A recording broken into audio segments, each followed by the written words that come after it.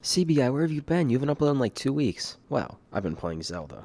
That's right, I killed my YouTube channel to play Zelda games. Ocarina of Time, Wind Waker, and the Skyward Sword to be exact. CBguy, what about Majora's Mask?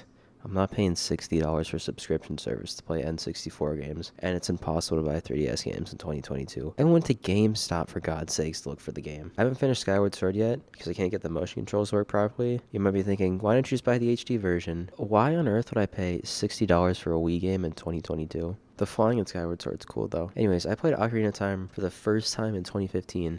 I remember really liking the game until I got to the second dungeon. And if you don't know what the second dungeon in Ocarina is, first off, I'm happy for you, but it's a giant fish. Normally giant fishes are cool, but like, the gimmick in this fish is babysitting. You have to carry around the Zora princess around the entire dungeon, and I got so annoyed with carrying her around, leaving for 5 seconds just to have her disappear and go all the way back to the start, that I quit the game for 7 years.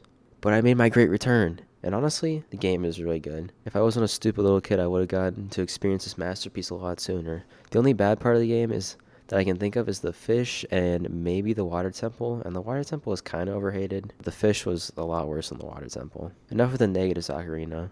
The music in the game is just beautiful. Every area has its own distinct sound. The Zora is the man of the more laid-back music, the forest with the more upbeat track, the volcano with the more drummy music. I also really liked Gerudo's Fortress. It was fun sneaking around.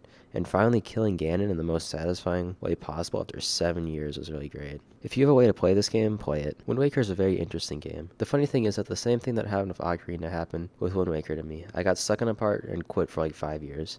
But coming back to the game, I don't even know what I got stuck on. Honestly, the Wind Waker dungeons aren't even that bad. Wind Waker's main gimmick is the giant ocean. At first it's pretty cool, but after like halfway through the game it gets kind of annoying having to sail from place to place. Wind Waker's biggest advantage is that it really feels like an adventure because you can go wherever you want. It's advised to follow the story, but if you want to sail around, you can just do that. But Wind Waker has one giant flaw.